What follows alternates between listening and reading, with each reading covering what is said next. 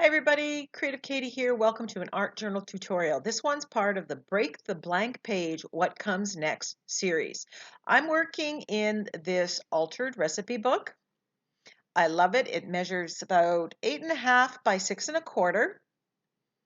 And you can see these recipe cards. It's kind of manila tag, and I love it because you can take the pages out. Now here are some of the pages from the Break the Blank page that I've finished.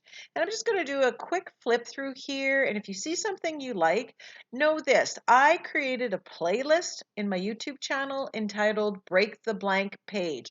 All these tutorials are in that playlist. So if you see something you like, that's where you're going to find them, as well as the original Break the Blank page where I broke the 26 pages. Here are some of the pages that I have broken. There's the first layer, there's texture paste, there's gesso. There were 10 different ways that I broke these pages. And I'm just flipping through there, and I'm going to grab this one. Now this one has modeling paste through the stencil to start off. That's how I broke the page. Now I sped up this part of this video because, well, we're not going to see it. It didn't work out. But here I'm putting a coat of gold gesso. I wanted that shimmer, and then I'm stamping into the gold gesso. That's a great technique to add texture and pattern without color. Now I did some stamping, but I didn't show that because, again, you're not going to see it. Now my hopes was when I did a cover of paint here, when I wiped it back, that I would get some of that gold shimmer from the gold gesso to show through. What was happening, I wasn't happy with. So I just proceeded to give this another few coats of the blue paint mixture, and then I just set it aside to dry because I knew I was going to still have all that texture. So now it was time for plan B. I had to pack away every idea I had of where this page was going and do something else. I still wanted the gold with the blue background, so I grabbed this Native Star stencil and some gold paint and the Ranger blending tool, and I am stenciling over. I want the textured part to be gold. So I'm just applying that, and I do put the stencil back on and I give it another coat and another coat to make the gold really stand out.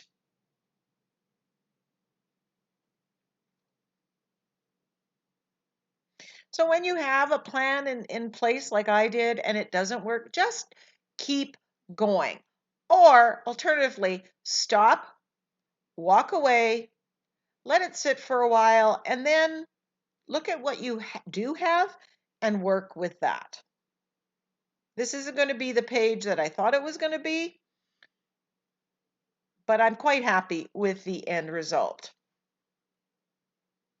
But I did pack it all away that night and come back to it the next day when I had another idea of how I could finish it. I'm just removing a little bit of gold paint that got where I didn't want it.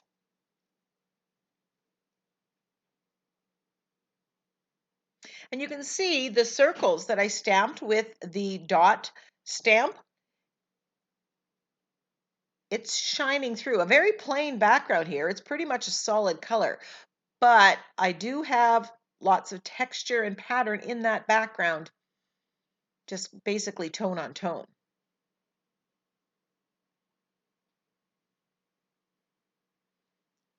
So I'm happy with the gold here against the blue, the royal, the deep, rich jewel tone. And now I'm rubbing the gold paint on that same stamp, and I'm adding some gold dots.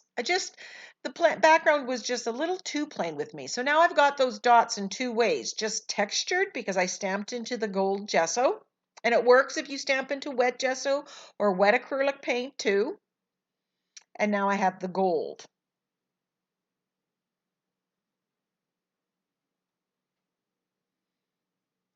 I'm just edging it with gold to see if what ideas can come for the next steps.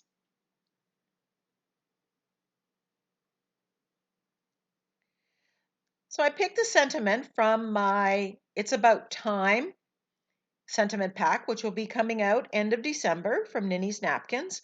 And usually I cut it in the rectangle, and sometimes I use it on that, but this page is a little too small, so I'm going to cut out a lot of that white. So I cut the block around the even letters, and then when I have script, I do this semi-fussy cutting where you're removing most of the white, but you're still giving it a white border so that it's standing out. And that's really important, especially here where I have a dark background. If it was just dark letters, it wouldn't show. So you need that halo of white to show through.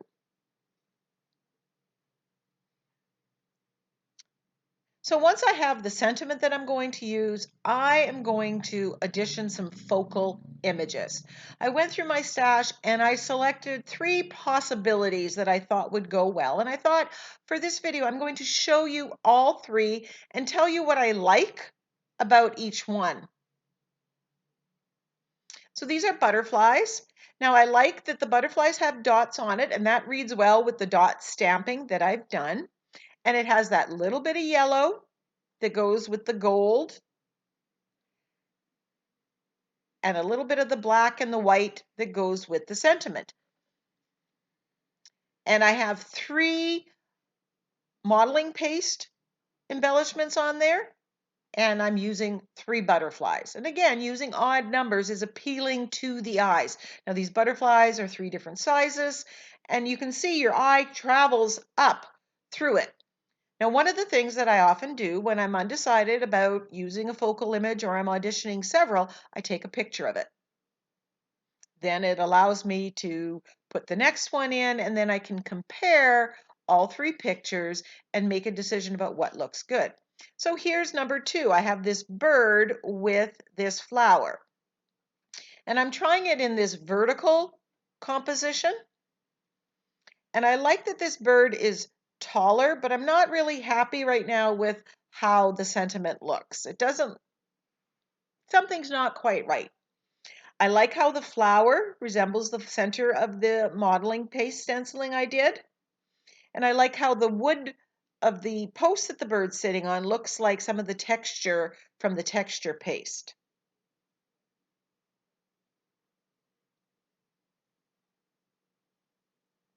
I also like that this focal image is taking up a bigger part of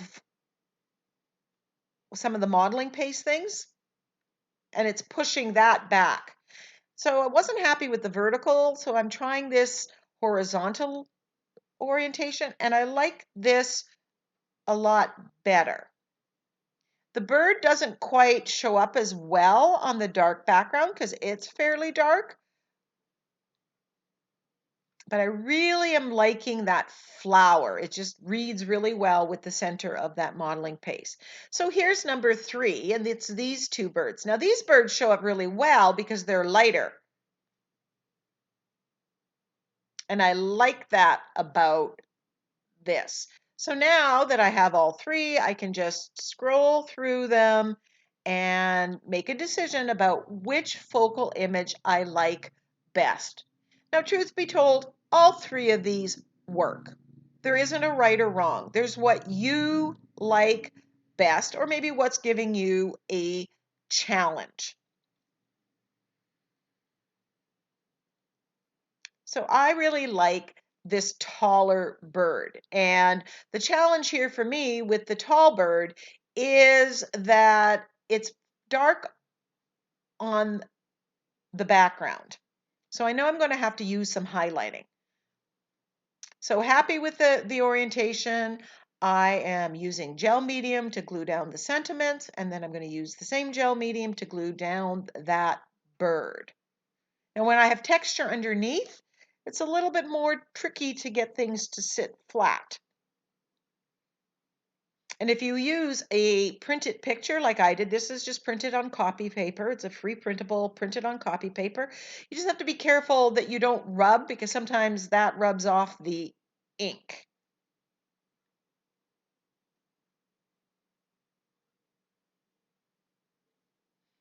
So I give a coat of gel medium underneath and a coat of gel medium on top, and then I make sure that that is completely dry before I go to the next step.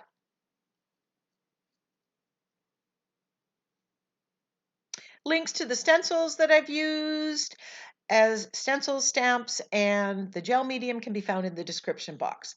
So here I am using the floating acrylic technique with white paint and I'm adding highlights. I want to make this bird and the flowers stand out. I want to lighten them a little bit, brighten them, because I want that to be the focal image. I want that to be the most forward.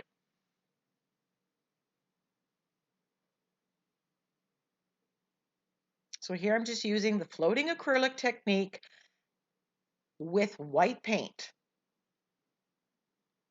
I'm just ever so lightly applying very little paint, building it up as I go.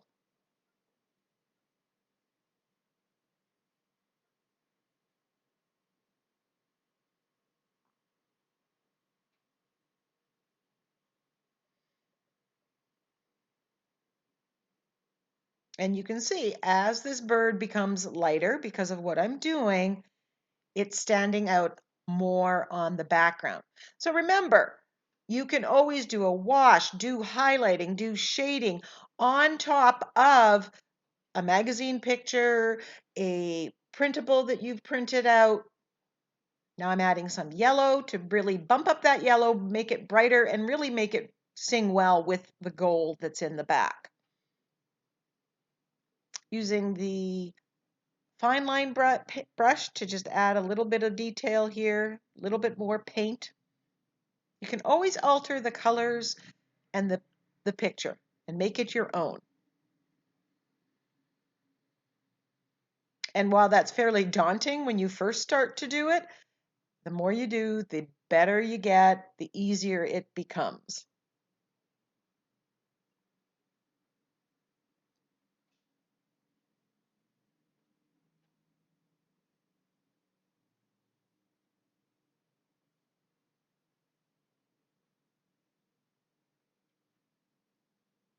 And I'm using the fine line brush just to add a little bit more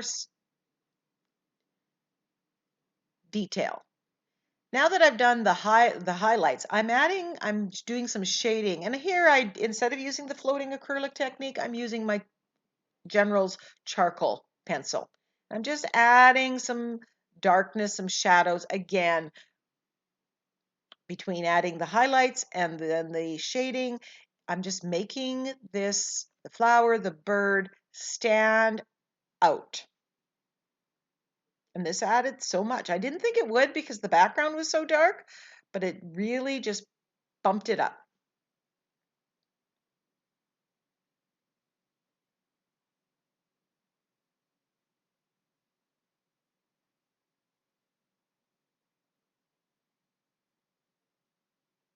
If you're enjoying the Break the Blank Page, What Comes Next series, please give me a thumbs up, share it with your creative friends, leave me a comment. I answer every single comment that I get.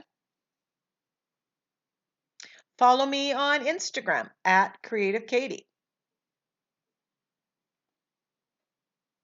I did read something from YouTube saying about notifications. People have asked me if you sign out of your YouTube, you will not get the notifications. So you can't sign out. So if you're not getting the notifications and you're wondering why, even though it's selected, you've selected the option to get notified by hitting that bell and saying, I want to be notified of upcoming videos, and you're not getting that, maybe it's because you are signing out of the app or have signed out on one of your devices. So that might be something that you can look into. People have asked, how can I do this? How can I do this? And I finally found something that maybe works. I don't know. Just using the General's charcoal to highlight a little bit more around the edges.